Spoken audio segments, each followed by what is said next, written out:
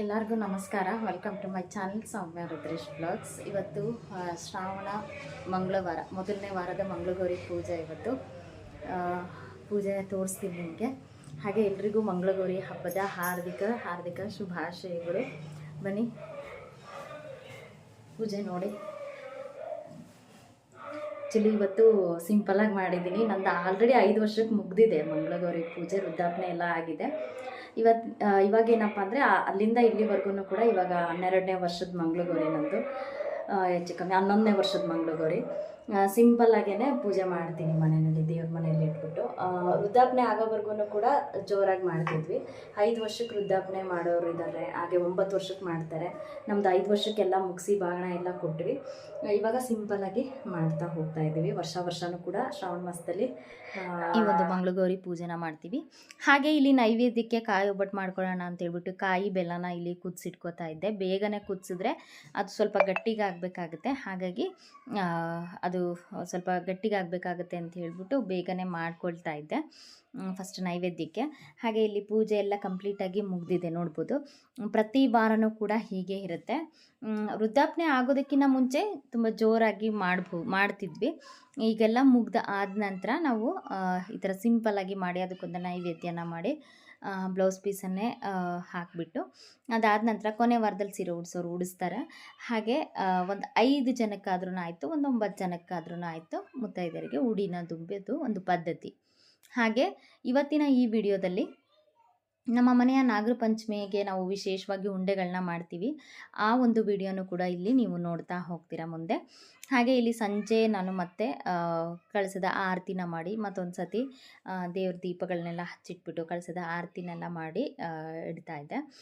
ಇಲ್ಲಿ ಏನಪ್ಪ ಅಂದರೆ ನಮ್ಮ ಪ್ರತಿ ಪೂಜೆಗೂ ಅಷ್ಟೇ, ಪ್ರತಿ ವಾರದ ಪೂಜೆಗೂ ಕಳಸ, ಕಂಕಣ ಪ್ರತಿಯೊಂದನ್ನು ಇಟ್ಟು ಒಂದು ನೈವೇದ್ಯ ಮಾಡಿ ಒಂದು 5ರಿಂದ 9 ಜನಕ್ಕೆ ಉಡಿ ತುಂಬುವಂಥದ್ದು ಇಷ್ಟು ಪೂಜೆ ಆಗಿರುತ್ತೆ.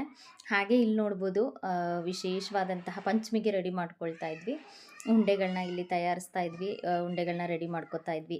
ಪ್ರತಿ ವರ್ಷವೂ ಹೀಗೆ ಇರುತ್ತೆ ಹಬ್ಬ.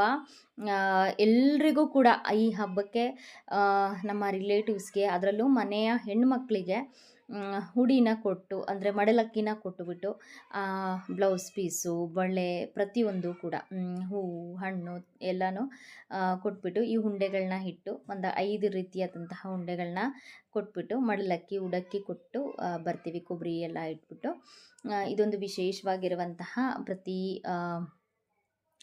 ಶ್ರಾವಣ ಮಾಸದಲ್ಲೂ ಕೂಡ ಇದು ಕೊಡುವಂತಹ ಪದ್ಧತಿ, ಅವ್ರ ಮನೆಗಳಿಗೆ ಹೋಗಿ ಕೊಟ್ಟು ಬರುವಂತಹ ಪದ್ಧತಿ ಇದೆ. ಹಾಗೆ ಇಲ್ಲಿ ಇದು ಶೇಂಗಾ ಉಂಡೆ ಪ್ರತಿ ಹೆಂಗಾಗ್ಬಿಡುತ್ತಪ್ಪ ಅಂದರೆ ತುಂಬ ಆಗಿಬಿಡುತ್ತೆ ನಮ್ಮ ಮನೆಯಲ್ಲಿ. ಸಾಕಷ್ಟು ಉಂಡೆಗಳು ಬೇಕಾಗುತ್ತೆ. ಸುಮಾರಾಗಿ ಶೇಂಗಾ ಉಂಡೆ ಸುಮಾರು ಜಾಸ್ತಿ ಬೇಕಾಗುತ್ತೆ. ಶೇಂಗಾ ಉಂಡೆ ಅಥವಾ ಕಡಲೆ ಉಂಡೆಗಳು, ವೆರೈಟಿ ಆಫ್ ಉಂಡೆಗಳು, ರವೆ ಉಂಡೆ, ಹಾಗೆ ಎಳ್ಳುಂಡೆ, ಈ ಥರ ತುಂಬ ಉಂಡೆಗಳು ನೋಡಿ. ಇಲ್ಲಿ ಬಾಕ್ಸಿಗೆ ಅದನ್ನೆಲ್ಲ ಸ್ಟೋರ್ ಮಾಡಿ ಇಡ್ತಿದ್ವಿ. ಹಾಗೆ ಪಂಚಮಿ ಆಗಿಂತ ಮುಂಚೆನೇ ಇದನ್ನೆಲ್ಲ ನಾವು ರೆಡಿ ಮಾಡ್ಕೊಳ್ತೀವಿ, ಪಂಚಮಿ ಹಬ್ಬದಕ್ಕಿಂತ ಮುಂಚೆನೇ.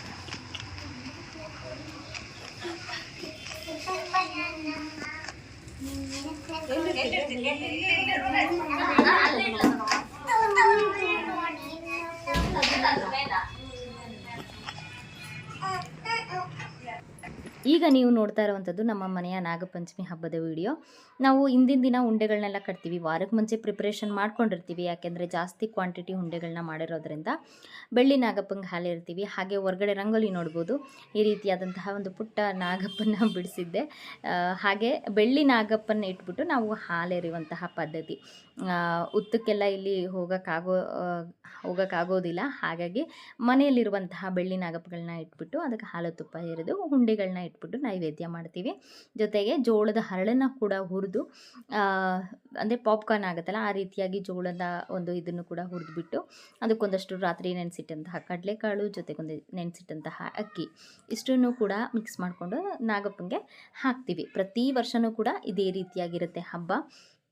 ಹಾಗೆ ಇವತ್ತಿನ ಒಂದು ನೈವೇದ್ಯಕ್ಕೆ ಏನಪ್ಪ ಅಂದರೆ ನಾವು ಹುಂಡಿಗಳನ್ನೇ ನೈವೇದ್ಯ ಮಾಡುವಂಥದ್ದು. ಮಿಟಿಗೆಗಳನ್ನ ಅದೇ ಇದರಲ್ಲಿ ಮಿಟಿಗೆಗಳನ್ನ ಮಾಡಿ ನೈವೇದ್ಯ ಮಾಡ್ತೀವಿ.